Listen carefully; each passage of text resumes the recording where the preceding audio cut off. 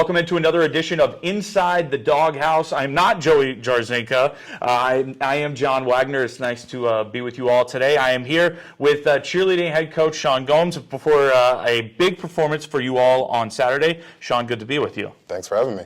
All right, so let's talk a little bit about your team. You guys headed into Saturday competing in the Impact Dance and Cheer Challenge out in New Jersey. But before we get to that, I just want to talk a little bit about where your team is at this season.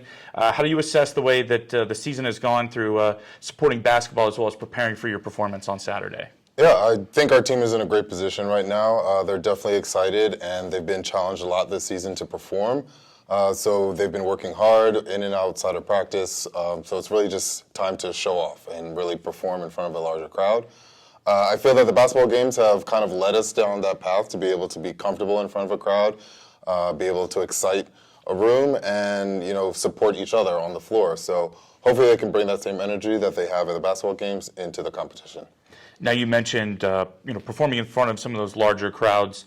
You guys got the opportunity to perform at halftime for the men's and women's teams. You guys did part of your routine there at halftime. How do you feel like a performance like that prepares your team for going up against its biggest performance of the year on Saturday? Honestly, I think it's more about the nerves and the mentality rather than anything physical. They typically perform well in front of a crowd. It's really about just getting the inner jitters out and keeping excited and taking all that anxiety and channeling it into the skills. And what have you seen from some of your more experienced members of the team that have been able to kind of drop some knowledge on some of the younger members about how to get past those jitters or how to perform your best mentally? Because like you mentioned, the physicality, they've done this routine a number of times throughout the year. But it's all about just locking in mentally. How have they kind of transferred some of that experience over to the younger crowd? Oh, well, fortunately, I have a pretty experienced team. There's only about 2 members that haven't competed before. So they, just share common knowledge. They have a pretty good understanding. And for the newer people, they just go with the flow. They have to, understand that there's a lot that's being expected for them. And, they look up to the older people to try to give them that motivation.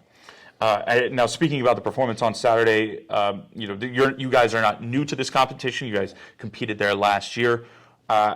What's new in the routine? What are some of the things that you tried to add or change in a way to really give this group its best foot forward in competition on Saturday? Yeah, I think every time we approach a competition, we always want to be better than we were last year.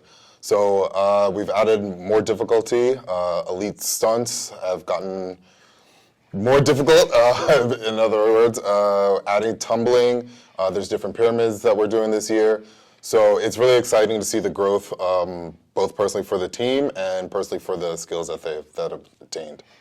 And I had some experience covering cheerleading when I still worked, covering high school sports, and on a meet day, it's such a long day, right? It is, yeah. And unless you're number one, and even if you are number one, it's still just a long day, and you're listening to everybody else's music, and it's just sped up, and it's pumping.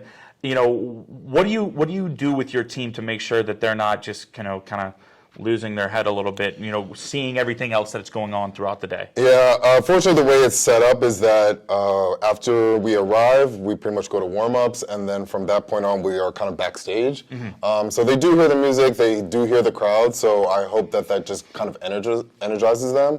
I just try to keep them focused, make sure that they know what we're here to do, because it's only one time on the floor, and you have one shot of the routine, so there's no second chances. So everything that they have to put it out in that 2 minutes and 30 seconds. Is there anything in particular that you're most excited for to see them, pull off in this routine on Saturday? I'm most excited to see their reaction to it. There's, certain feeling that happens when you know that you hit the routine, and that's what I want from them. I want them to feel that joy or feel that excitement of succeeding, of doing what they came to do. The crowd will love it regardless, and I'll be happy with whatever they perform, but I just want them to have it for themselves, for that that lasting memory. Yeah, absolutely. I mean, it's a great way to cap off the year. If you can hit that routine, that's the magic word. Yep. It's hopefully it is a positive and supportive environment for them. His team headed out to New Jersey on Saturday to compete in the Impact Cheer and Dance Challenge. Sean, thank you very much for your time, and best of luck to your girls on Saturday. Thank you so much. All right.